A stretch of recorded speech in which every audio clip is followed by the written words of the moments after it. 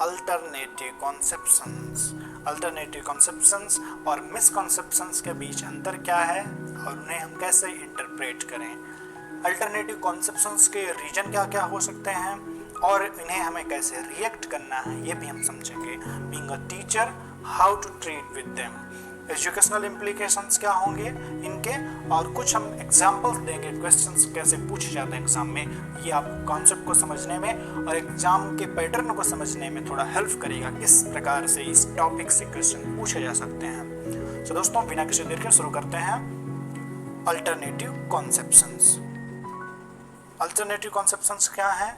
Alternative conception वो idea हैं जो हर एक आदमी के पास होते हैं, लेकिन वो क्या होंगे? इनकंसिस्टेंट, मतलब अलग होंगे with scientifically acceptable ideas. Scientifically approved जो आइडियाज हैं, मीन्स जो ट्रुथ है उनसे वो अलग होंगे। वो आइडियाज हर पीपल के पास होते हैं, जरूरी नहीं कि वो सही हों।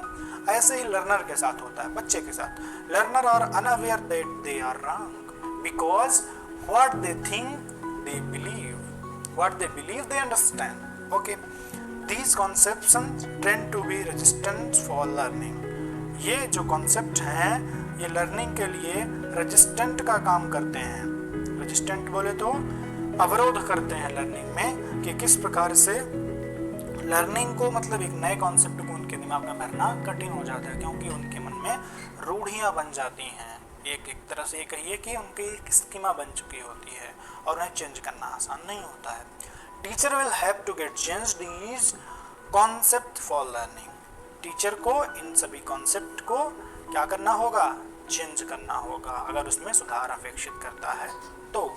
ये है आपका अल्टरनेटिव कॉन्सेप्शन। अल्टरनेटिव कॉन्सेप्शन क्या होंगे? साइंटिफिकली जो अप्रूव्ड आइडिया होंगे उनसे अलग होंगे, यही है अल्टरनेटिव कॉन्सेप्शन।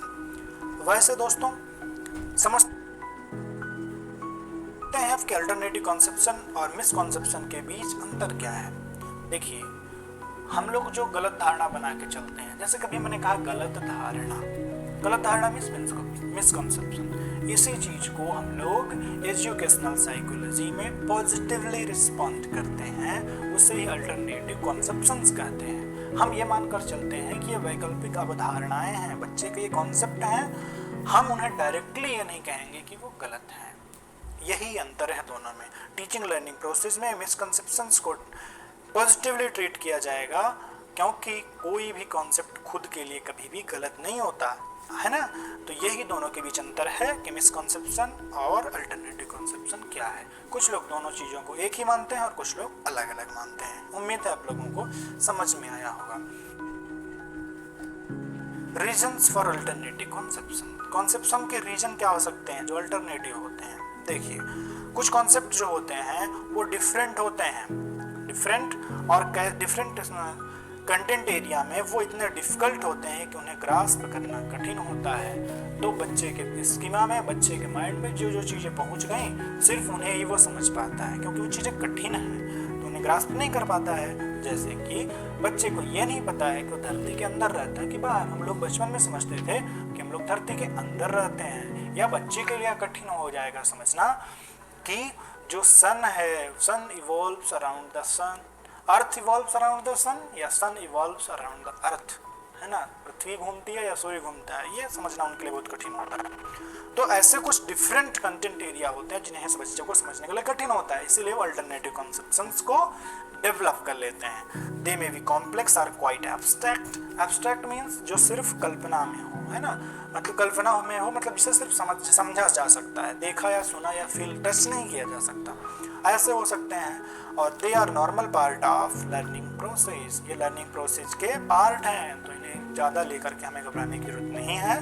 लर्निंग प्रोसेस में बच्चा फॉल्ट्स करता है, और इस टॉपिक पर एक क्वेश्चन बनता है कि बच्चे की त्रुटियों को हम लोग लर्निंग में शामिल कैसे करें। तो वही है कि लर्निंग में त्रुटियाँ होंगी, एरर्स बच्चे करेंगे, फॉल्ट करेंगे, मिस्टेक करेंगे, उन्हें आप सही करिए। ओके, इट मीन्स आपको यह सिखाया जा रहा है, being a teacher you will have to respond it positively. Okay, कैसे रिएक्ट करें इन कॉन्सेप्शंस को, यही इंपॉर्टेंट पॉइंट है आज का। Never counter the learner telling him wrong. Learner को जो भी कॉन्सेप्ट ये लेके चल रहा है उसे कभी डायरेक्ट मत कहिए कि तुम गलत हो। क्यों? क्योंकि वो उसे कुंठित कर देगा, सप्रेस कर देगा और वो दोबारा बोलने से हिचकिचाएगा। Give him reasons to realise the real concept. उसे ऐसे ऐसे आप तर्क दे करके, उसे रीजंस दे करके, लॉजिक दे करके आप उसके कॉन्सेप्ट को चेंज करने की कोशिश करिए। जैसे कि अगर उससे नहीं क्लियर हो रहा है कि अर्थ इवॉल्व्स अराउंड द सन या सन इवॉल्व्स अराउंड द अर्थ, तो आप उसे ग्लोब के माध्यम से, डिफरेंट एक्टिविटीज के माध्यम से बताइए, है ना। डिफरेंट टाइप से आपको रीजन देना होगा कि बेटा ऐसे नहीं ऐसा होगा। लेकिन डायरेक्ट अगर आप ना बोल देंगे तो उसे सप्रेस करेगा।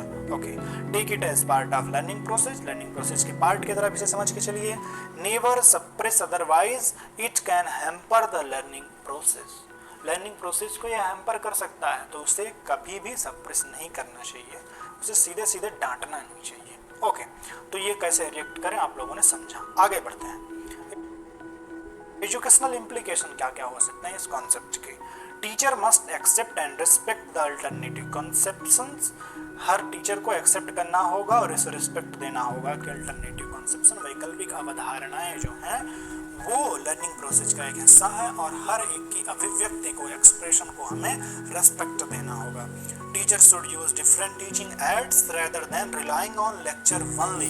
टीचर को क्या करना होगा, उसे डिफरेंट टीचिंग मेथड को, ऐड को यूज करना होगा, ना कि सिर्फ उसे लेक्चर पर, क्योंकि लेक्चर बस देने से कभी अल्टरनेटिव कॉन्सेप्शंस हटेंगे नहीं। लेव work and hand on activities, मतलब उसे आप ये कहिए कि लर्निंग बाय डूइंग मिले चाहिए, वो करके सीखे तब रियलाइज करेगा। Use multiple ways to interpret the material of thing. Different ways को यूज करिए जिससे इंटरप्रेट किया जा सके मटेरियल को और थिंग्स को।